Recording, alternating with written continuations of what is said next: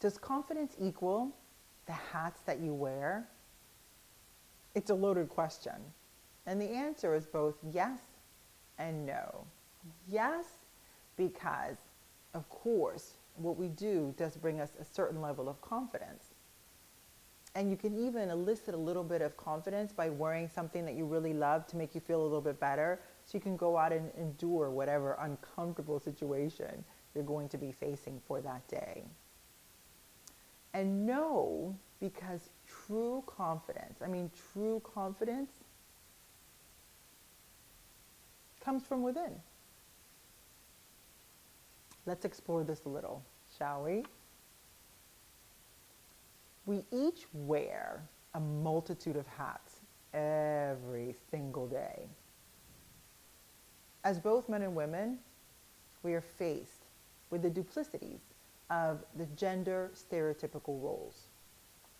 In addition, aesthetics and social acceptance plays a big role in how we feel and think about ourselves and each other, especially when the primary focus is that of fitting in. At the end of the day, all we want is to just be accepted. In order to fit in, we are programmed to read the visual clues as well as sense what is acceptable from not only our parents, but also our family, our colleagues, and our friends.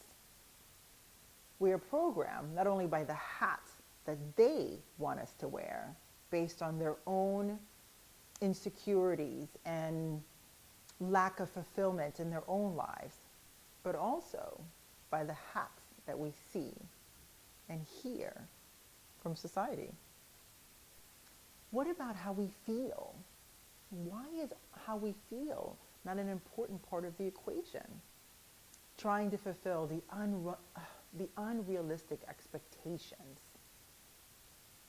to look like someone other than yourself and to outperform your neighbors is ridiculous, and what follows is fraught with sadness and humiliation. This constant hamster wheel of trying to fulfill outside expectations for others and not ourselves has a lot of people in this world feeling bad about themselves for no good reason. My question is, why? Why keep trying? I mean, honestly, to do something that you really just don't want to do. In a word, it's confidence, or lack thereof. Feeling good about ourselves is the most important part of being. When we're not taught to feel good about ourselves, it can make a lot of our life experiences challenging. The great thing is that this skill can be learned. Learning to feel good about yourself takes a lot of inner will and practice. That's it. When I see a client in my office and where they're suffering from low self-esteem or low self-confidence, the challenge is first to raise it.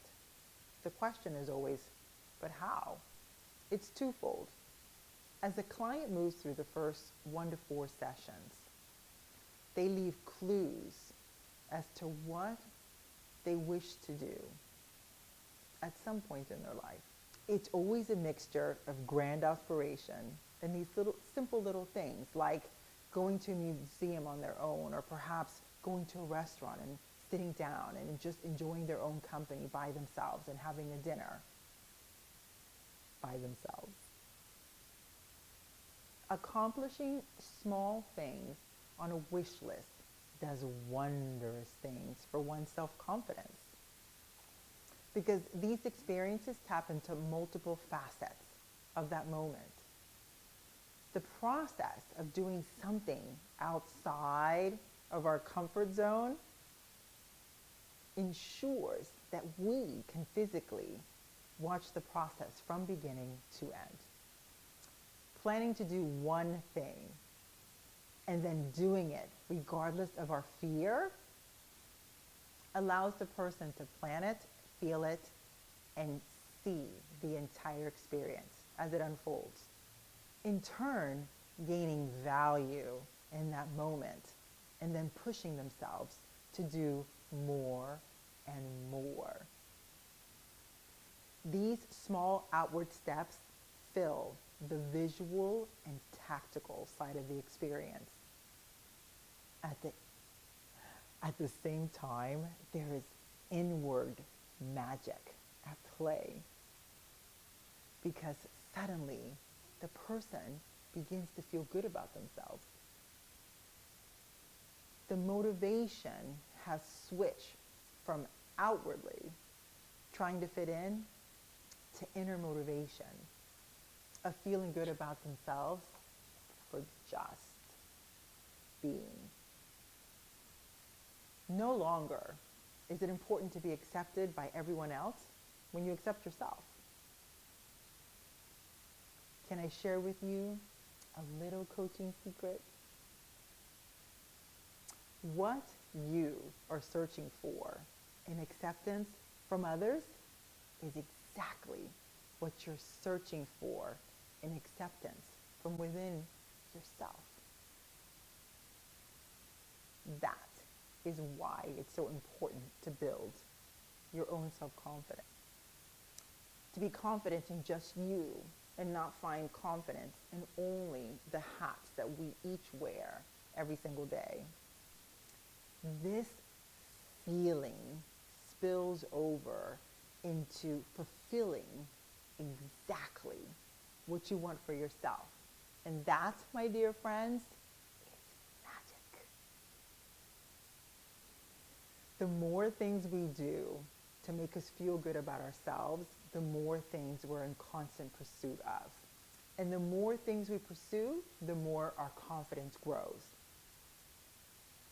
And as our individual confidence grows, then we go out and help others to build their own self-confidence.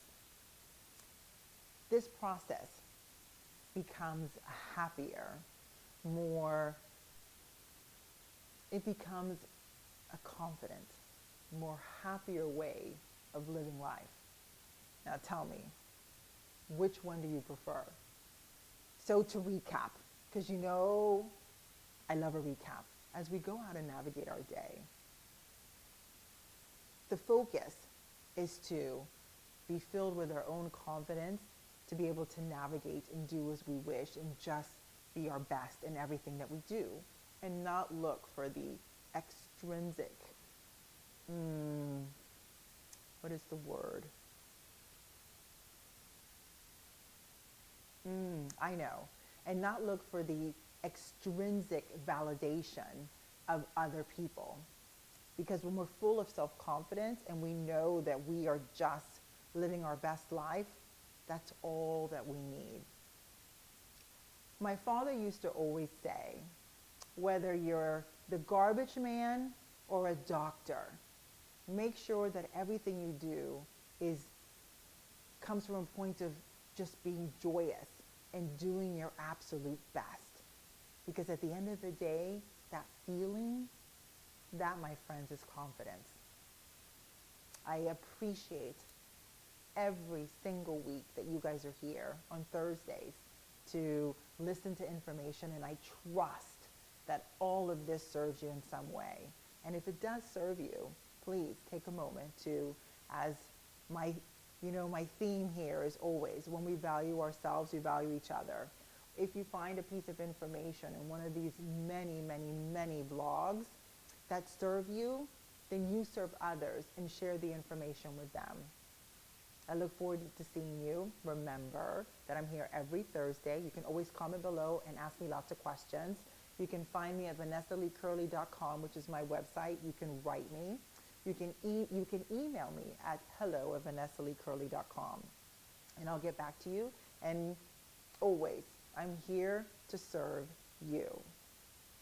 Remember, when we value ourselves, we value each other. Take care.